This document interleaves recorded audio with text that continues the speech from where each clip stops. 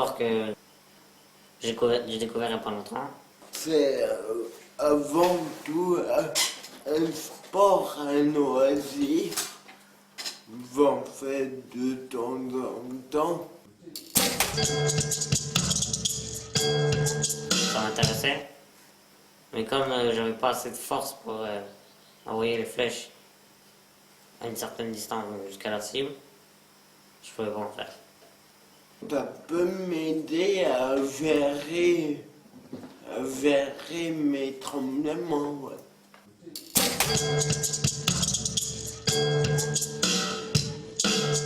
Ce dispositif, il permet à des personnes comme moi, étant myopathe et ayant des difficultés au niveau des membres supérieurs, de pouvoir tirer à l'arc au même titre que les personnes valides et de pouvoir, si possible dans le futur, se confronter à eux lors des rencontres sportives ou des compétitions.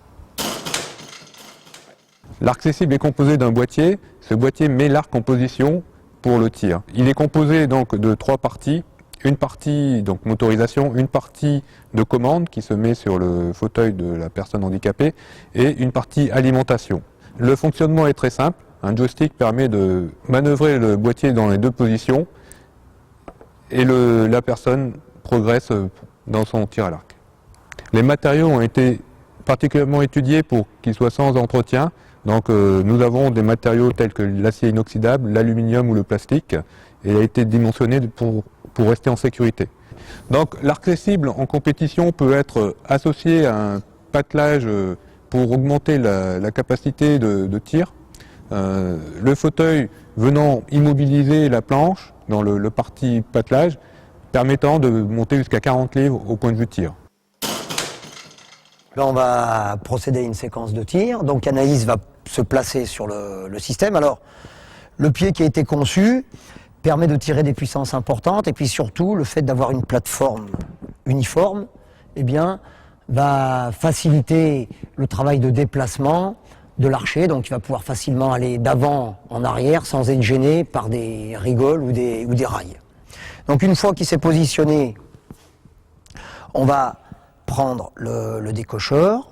Donc en fonction des capacités, on va pouvoir utiliser ses mains ou bien un décocheur. Là aussi, c'est quelque chose que l'on retrouve notamment dans les arcs à poulie. Et donc on a utilisé un matériel déjà existant.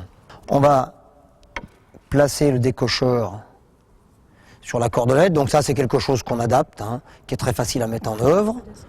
Ensuite, on va positionner la flèche. Et à ce moment-là, donc, eh bien, l'archer met en tension. Il a les mêmes indicateurs qu'un archer classique, notamment le cliqueur. Et quand il arrive donc à la phase d'orientation, de visée, eh bien, il va pouvoir ajuster en déplaçant à droite, à gauche, en montant ou en descendant l'arc, de façon à pouvoir obtenir un tir le plus précis possible.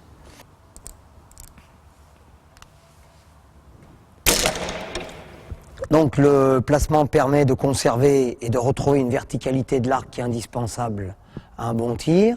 Et puis deuxième élément fondamental, il bascule vers l'avant, donc ça nous donne une bonne sortie de flèche.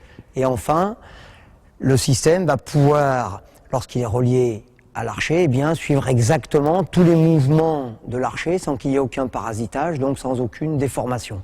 Donc l'archer va pouvoir utiliser un certain nombre d'éléments sur l'arc, mais aussi on a trouvé une adaptation qui permet de surélever le viseur pour pouvoir tirer dans les mêmes conditions qu'un archer classique.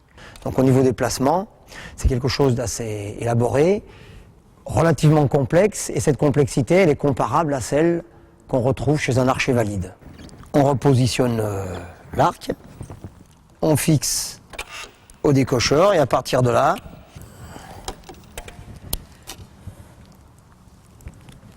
on n'intervient plus, c'est l'archer qui va gérer l'ensemble du tir comme le ferait un archer classique. Comme un archer classique, il peut disposer d'un cliqueur.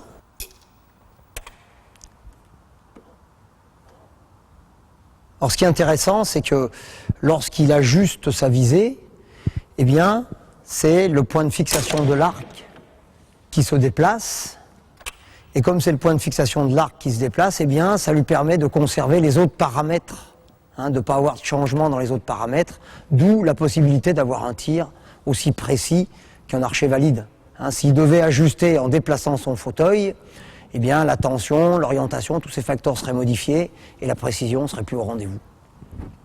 Autre élément aussi qui permet d'être performant, c'est que le boîtier peut être déplacé en fonction du type de fauteuil, plus à droite, plus à gauche. Et puis, si on est gaucher, on peut le mettre de l'autre côté. Donc on a vraiment toutes les possibilités, quel que soit le type de fauteuil, quel que soit le type de déficience, pour avoir un tir précis et avoir tous les paramètres qui peuvent se régler et s'adapter de façon ad hoc à l'archer qui est en situation de handicap. Donc on va renouveler l'opération. Ensuite, eh bien,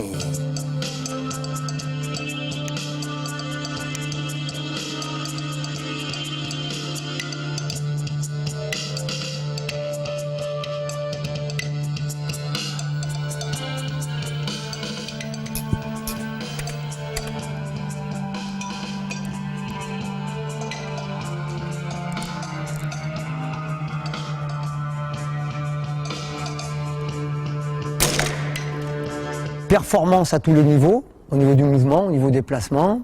Deuxième élément incontournable, c'est la sécurité. Et puis donc, dernier point, non très moindre, c'est l'autonomie. Donc, toutes ces actions, l'archer va pouvoir les réaliser en autonomie complète. À la limite, si sa déficience est trop importante, on va lui positionner la flèche sur l'arc et ensuite, c'est lui qui va gérer l'ensemble du tir, comme le ferait un archer classique. La vraie compétence au niveau du tir à l'arc, c'est au niveau de la visée, de la précision du geste, de reproduire à chaque fois la même chose. Et on voit après, ça s'est matérialisé au niveau de la cible. Plus performant, plus technologique et plus de plaisir. Le mot de la fin.